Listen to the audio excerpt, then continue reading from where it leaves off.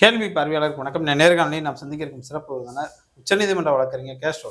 வணக்கம் சார். வணக்கம். அது தெரியும், திமுகவுடைய கூட்டணி பேச்சுவார்த்தை பரபரப்பாக பேசப்பட்டு கொண்டிருக்கிறது. காங்கிரஸ் இஸ்லாமிய இயக்கங்கள்லாம் பேசி முடிச்சிருக்காங்க.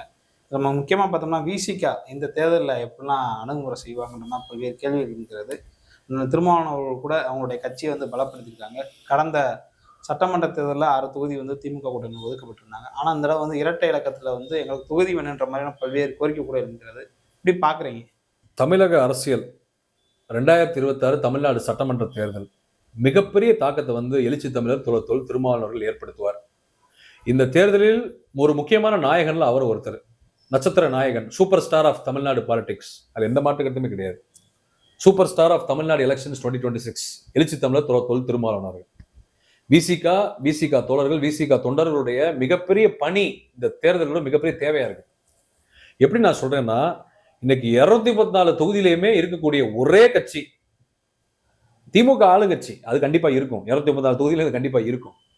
அதற்கு அடுத்து 234 தொகுதியில இருக்கக்கூடிய கிளைகளா இருக்கட்டும், மண்டலங்களா இருக்கட்டும், கட்சியுடைய அலுவலகங்களா இருக்கட்டும், தொண்டர்களா இருக்கட்டும், எழுச்சி மிக்க கடின உழைப்பை செலுத்தக்கூடிய நேர்மையான ஒரு கருத்தியல் புரிந்த அம்பேத்கரை, பெரியாரிய, மார்க்சிய கருத்தியலை கொண்டு களமாடக்கூடிய மிகப்பெரிய கட்டமைப்பை கொண்ட ஒரே இயக்கம் தமிழ்நாட்டில் அது விசிகாவும், விசிகா தொண்டர்கள், விசிகா தோழர்கள் தான். எல்லா தொகுதியிலுமே நீங்க சென்னையில இருந்து கன்னியாகுமரி வரை எடுத்துக்கிட்டீங்கன்னா எல்லா தொகுதியிலையும் விசிகா இருக்கு.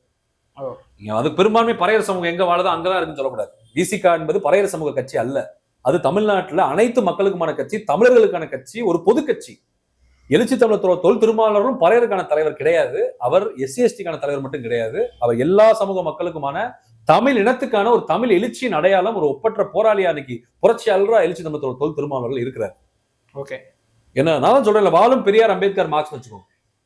அப்ப என்ன நீங்க எப்படி பார்க்கணும்னா, இந்த தேர்தல் நீங்க எப்படி பார்க்கணும்னா, இன்னைக்கு பாத்தீங்கன்னா இவர்களோட பங்களிப்பு தான் தேர்தலோட வெற்றியவே முடிவு பண்ண போகுது.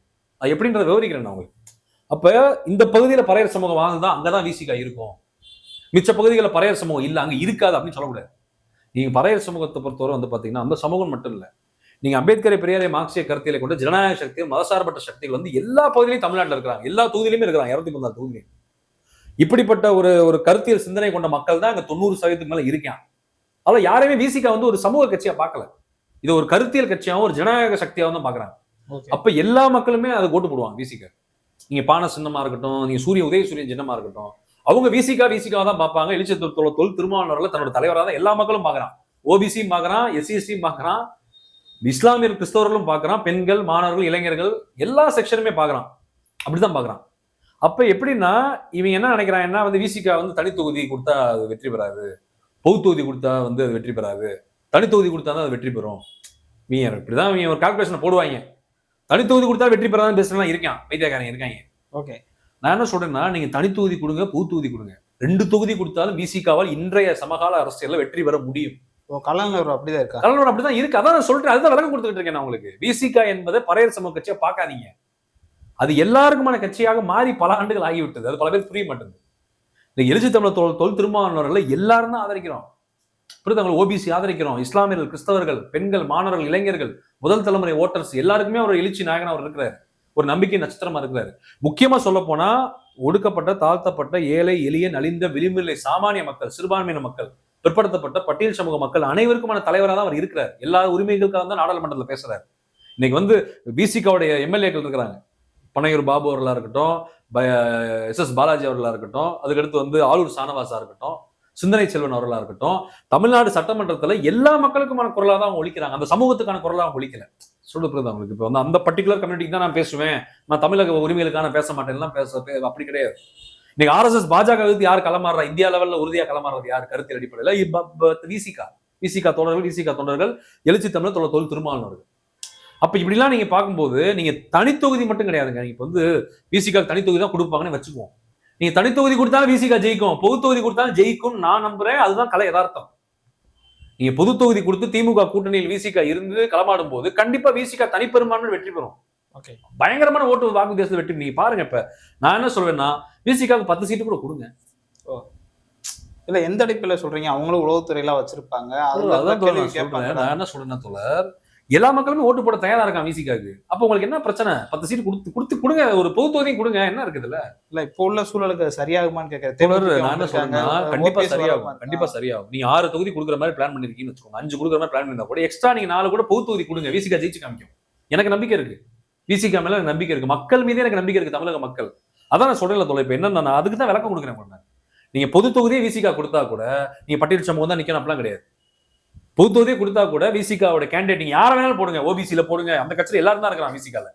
பிற்படுத்தப்பட்ட சமூகத்தை சேர்ந்த ஒண்ணும் இல்ல, மூக்கையா தேவர் பையன் இருக்கிறாருல, பசும்பொன் திருமான் தன் பேரை மாத்திக்கிட்டு அவரே விசிகால இருந்தார். மூக்கையா தேவர் வந்து தேவர் சமூகம், கல்லர் சமூகம், பிரபலை கல்லர் சமூகம், அவரோட பையனே விசிகால இருந்தாரு. இந்த வரலாற்று தகவல் பல பேர் தெரிய மாட்டேங்குது. இது எப்ப பல ஆண்டுகள் முன்னாடி இது நடந்துச்சு. அப்ப பாருங்க, அப்ப விசிகா எப்படிப்பட்ட கட்சி இதுல இருந்து நீங்க புரிஞ்சுக்கோங்க. விசிகா வந்து அந்த சமூகத்துக்கான கட்சி கிடையாது. ஓபிசி அங்க போனா வேலை பார்க்கலாம் மக்களுக்காக, இஸ்லாமிய போனா வேலை பார்க்கலாம், கிறிஸ்தவம் போனா வேலை பார்க்கலாம், பெண்கள் போனா வேலை பார்க்கலாம். விசிகாக்கு போனா சமூக பணி நீங்க ஈஸியா செய்யலாம், அம்பேத்கர் பெரியாரிய மார்க்சிய கருத்தில் அடிப்படையில். அதனால வந்து நான் என்ன சொல்றேன்னா, நீங்க பொது தொகுதி கொடுத்தாலும் விசிகாவால் மகத்தான வெற்றி, பல லட்சம் வாக்கு வித்தியாசத்தில் வெற்றி பெற முடியும். தனி தொகுதி கொடுத்தாலும் கன்ஃபார்மா வெற்றி பெறும் தோழர் விசிகா. பொது தொகுதி கொடுங்கன்றேன் நான். அதான் இப்ப நான் கேட்ட மாதிரி தேமுதிக உள்ள இருக்காங்க, காங்கிரஸ் உள்ளிட்ட பல்வேறு கட்சிகள் இருக்கும்போது அந்த கூட்டணி அவங்களுக்கான சீட் ஷேரிங் குறையதான வாய்ப்பு இருக்கும். கேட்கலாமா? தேமுதிக காங்கிரஸ் நான் வந்து குறைச்சு நான் வந்து மதிப்பிடல, நான் கொச்சையான வார்த்தையை பயன்படுத்த நான் விரும்பல.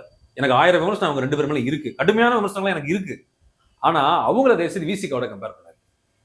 விசிகாவுடைய உயரம் என்ன, அதோடைய வளர்ச்சி என்ன, அதோடைய அரசியல் வரலாறு என்ன, அது கடந்து வந்த போராட்ட களம் என்ன, தியாகங்கள் என்ன, 30 ஆண்டுகள் எழுச்சி தமிழரோட வாழ்க்கையே பாத்தீங்கன்னா வந்து, திருமாவளவன் வாழ்க்கையே பாத்தீங்கன்னா பல தியாகங்கள், பல போராட்டங்கள், பலதரப்பட்ட சவால்கள். சாதாரணமா அவர் இந்த இடத்துக்கு வரல. அவரு இன்னைக்கு அவர் இந்த இடத்துக்கு வந்திருக்கான பெரிய போராட்டம், வாழ்க்கையவே தியாகம் பண்ணியிருக்காரு, சும்மா கிடையாது தோழர். இது வந்து சாதாரண விஷயம் கிடையாது. தயவு செய்து விசிகாவை எழுச்சி தமிழர் தொல் திருமாவளவனையும் காங்கிரஸோடையும் தேமுதிகோடையும் கம்பேர் பண்ணாதீங்க.